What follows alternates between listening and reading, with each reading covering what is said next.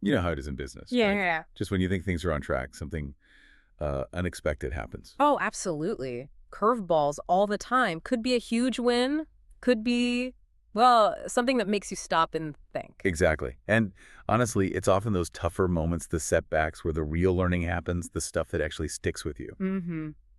So today, we thought we'd explore some of that. Look at the journeys of people who really faced those challenges head on. Yeah. We've gathered stories from all over, actually. TED Talks, which can be super insightful, um, blogs from entrepreneurs who are really open about it all. Some YouTube videos, even those like really honest Reddit threads where people don't hold back. Right. And the idea isn't to, just talk about failure, but to pull out the wisdom, the practical That's bits. aha moments, yeah. Things that might help anyone, whether you're building a business or just dealing with, well, any kind of setback, really. And it's interesting because when you look at all these different stories, uh, you start seeing patterns, don't you? You really do. Despite all the different circumstances, some core truths seem to pop up again and again about creating things, getting through tough times, and learning when, it doesn't go as planned. Okay, so let's dive in. Where does it often start? Yeah. That initial idea, the spark, and then bam, the first challenges. Well, we found this TED Talk by Dorothy Lorback. Really interesting story. She left a really well-paid marketing job. Yeah, jumped into entrepreneurship. Yeah. And at first, it sounded great. Freedom, buying whatever she wanted, new car, house, all that stuff. But that initial excitement, that kind of fun factor, she realized it wasn't enough. Not a real strategy. And that led to problems. Big time. Serious financial trouble down the line. It really shows how that first rush, the money, it isn't the same as building something solid or, frankly, fulfilling. It needs more substance, right? Yeah. A deeper why than just the immediate perks. Exactly. Which kind of links to another story we found. Jonathan Hijack. He shared this on his blog, really honest account. What happened with him? He bought a grocery store, super young, only 21, Yeah. and no real experience in that field at all. Well, that's jumping in the deep end. Totally. And it was this slow realization, that it just wasn't working. It wasn't sustainable. Was it just the lack of experience? That was a big part, he admitted. But also, his town was struggling economically, so external factors played a role too. It just highlights how important, knowing your market and having the right background really is. Passion could only take you so far, I guess. You need the nuts and bolts, too. Right. Do your homework. Really understand the landscape. We also saw this anonymous story on a YouTube channel, not a Legree, Oh, yeah, that one. This person started a social media business. while doing a million other things. Huh. University, student board, singing lessons, fitness routine. Just wow. Predictably, maybe. Burnout. Hit them fast and hard. It's such a clear example of spreading yourself way too thin, isn't it? Absolutely. That initial burst of energy is great, but you got to be realistic about your capacity. Focus is key. Sometimes doing less, but doing it well is the way to go. Okay, so that initial phase can be rocky. What about when things really hit the fan? The Mhm. turning points. Right, rock bottom. And then what? For Dorothy, that financial crisis was her wake-up call. And she did something pretty brave, didn't she? Yeah, she went public with her failure, called it her money project. The goal was 0 to financially free in 6 months How? by selling a book she wrote for just €10. And get this, she sold 64 copies on day one. Wow, that's incredible. It totally shifted her perspective from just making money to providing real value that people actually responded to. That vulnerability, being open about it, seems like it was powerful. I think so. It kind of freed her up in a way. And that immediate validation must have been huge. It showed her experiences, even the tough ones, were valuable. What about Jonathan, the grocery store guy, Mhm. after closing? For him, it was a mix. Relief, sure, but also this heavy feeling of failure. He actually moved away. And finding other work was hard. Surprisingly, yeah. He found it tough shifting to a, quote, real job after always being entrepreneurial, finding his own ways. I can see that your business becomes so much a part of who you are. Exactly. When it's gone, it feels personal. Adapting to a different structure, a different role, that's a big shift, like closing a chapter. And the person from Not Gets Way Degree, the one juggling everything. They hit a wall too, saw the burnout coming, and made the really difficult call to just shut the business down. Even though they were passionate about it initially. Yeah. Which, might look like failure, but it actually shows incredible self-awareness, knowing when to stop, prioritizing your own well-being. Yeah, Sometimes that's the smartest move. definitely a courageous decision. Okay, so these turning points lead to some big lessons. What did Dorothy really take away from her money project Hmm. about, well, money and value? A few really key things. One, money is important. Not everything, but vital for self-care, for being able to give back. Right, it enables things. And, this is crucial, money equals time. You have to be really conscious about how you spend your time, what you're exchanging it for. Yeah. So many entrepreneurs undervalue their time. Oh, completely, especially early on. You just pour hours in without thinking about the cost. Exactly. Yeah. She also connected money to value and specifically self-worth. Believing in your own value is essential for setting your prices right. That makes sense. Yeah. If you don't value yourself, why would others? Precisely. And she learned that external opinions don't define you. It's your response to things that matters. She also seemed to simplify business down to its core, didn't she? Totally. Spend less, earn more, invest wisely, and value yourself. It sounds basic, but it's profound. We get so caught up in complex strategies. And forget the fundamentals. Yeah. And manage your spending, even when earning well. She talked about making good money but still feeling broke. Oh, I've heard that before. Lifestyle creep. Exactly. And being broke, she said, it just limits you. It limits your ability to be present, to experience joy. That financial stress takes up so much headspace. It really does. Okay, shifting slightly. What about market need and customers? We looked at stuff from Failery and Harvard Business School, too. Right. A big one they hit on, focusing too much on the product before knowing if anyone wants it. Building in a vacuum. Pretty much. They stress marketing and selling, validating the idea maybe even before you fully built the thing. Get out there and talk to people. Make sure there's actually hunger for it. Yeah. Because like they say, build it and they will come. Not always true. Definitely not. And they also mentioned the better mousetrap fallacy. Ah, the idea that you need some radical new invention. Yeah. But sometimes a familiar model in a new context or just executed better works perfectly fine. The key is solving a real problem. Not just pushing your cool solution that nobody asked for. Exactly. And validate the problem with customers, not just your solution idea. People might say, oh, that sounds nice, but would they actually change their habits or pay for it? Big difference. That's a crucial distinction. Yeah. So really understanding the market, the customer. Before you build too much.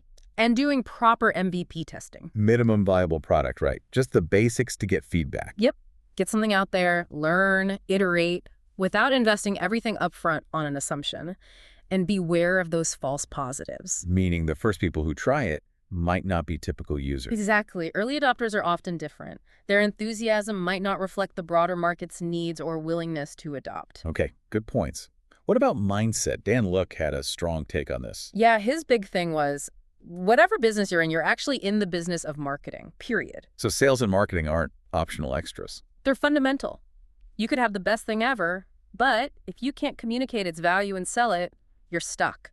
Learning those skills is non-negotiable. That makes sense. We also saw that Reddit discussion about startup failure rates. Right, they pointed out the usual suspects. Running out of cash, which is huge. Always seems to be number 1 or 2 on the list. And opportunity cost, the salary you're not earning while chasing the dream. They also wondered about AI's impact, which is interesting. How AI might change those success rates, for better or worse. Yeah, could lower barriers, could increase competition. Definitely something to watch. What other mindset lessons came up? Knowing your numbers. Oh, absolutely critical. Sales versus actual profit. Understanding your costs, COGS, overheads. Don't just chase revenue. Focus on profitability. Easy trap to fall into just looking at the top line. Very easy. Also, the danger of drowning in opportunity. Trying to do too much at once.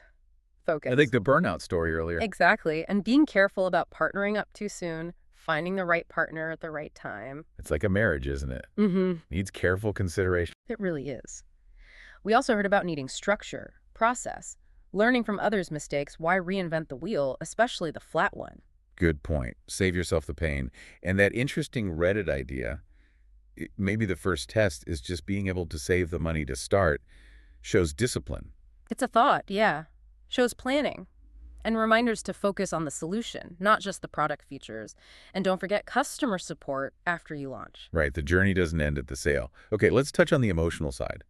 It's not just about spreadsheets and strategy. Not at all. Jonathan Hajek, again, talked about the shame, the heartbreak of his store closing. It's deeply personal. And Dorothy emphasized self-compassion, resilience, being kind to yourself through it. So important. That Reddit thread also called it a prolonged grieving process.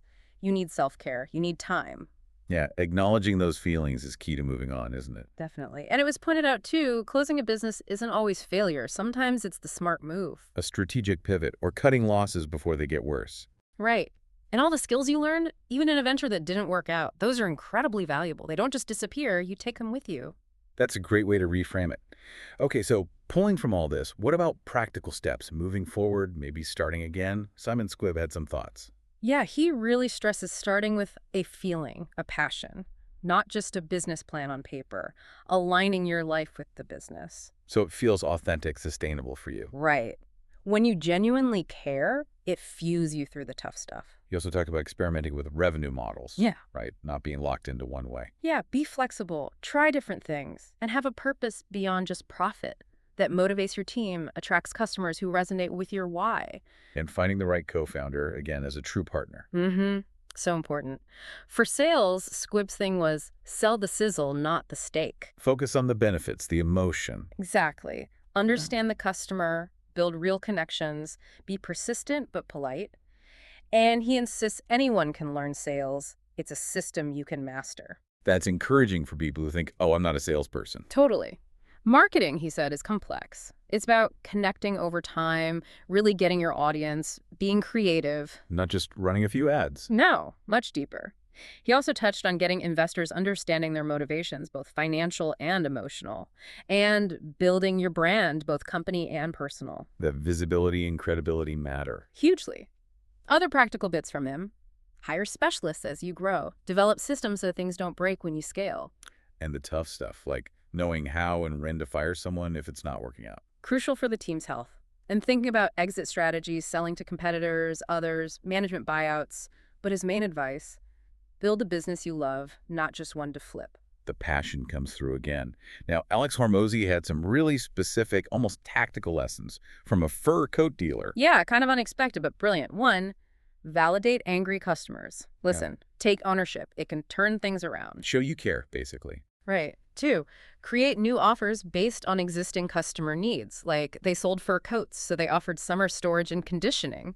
Smart. Find adjacent problems to solve for the people you already serve. Exactly. 3, getting people to yes. Sometimes framing an offer so the initial reaction might be no makes the real offer seem more reasonable. Implied consent, he called it. Interesting psychology there. Yeah. Using sawdust, little extras or byproducts as bait for upsells, creating perceived scarcity or demand. Making it seem exclusive or popular. And building continuity, like a subscription or membership, to keep customers engaged long term. Build that relationship. Those are some clever tactics. What about the Reddit advice? More foundational stuff. Yeah, back to basics. Focus on the solution. What problem are you actually solving? Not just, here's my cool product. Keep the customer need front and center. Always. And doing the groundwork. Business plan, product recipe or outline, budget, contact list. The unglamorous but essential tasks. They provide the map, right? Yeah. Keep you organized. For sure. Okay, so finally, what about moving forward after a business closes? What did people suggest? Well, reflection was big. Yeah. Really sit down and analyze what went wrong. Honestly. Learn those lessons properly. Then, practical stuff. Polish your resume. Highlight those entrepreneurial skills. Problem solving, resilience, leadership. They're valuable. Good point. Frame the experience positively for potential employers. Yeah. Take time off if you need it. Rest, recharge, reevaluate before jumping into the next thing. Don't just immediately dive back in without processing. Right. And then maybe consider starting something else, armed with all that hard-won knowledge. Use the experience as fuel for the next venture. Exactly. So, wrapping up, it seems clear, doesn't it? Business journeys are rarely straight lines. Failure, or at least setbacks, seem almost normal. Yeah, part of the territory. Yeah. But the knowledge gained from those moments is immense. Mindset, customer focus, learning constantly. These seem like the keys. Absolutely. Setbacks aren't final. They're opportunities, really. Chances to grow, adapt, and try again with more wisdom. Resilience is huge. We really hope pulling together these different experiences and lessons has given you something helpful to think about. Whether you're in the thick of it, just starting, or even just navigating life's general challenges. Definitely. And maybe a final thought to leave you with. Think about a time something you were working on didn't quite go to plan. Based on what we've talked about today, what's maybe one assumption you held back then that you might need to rethink now?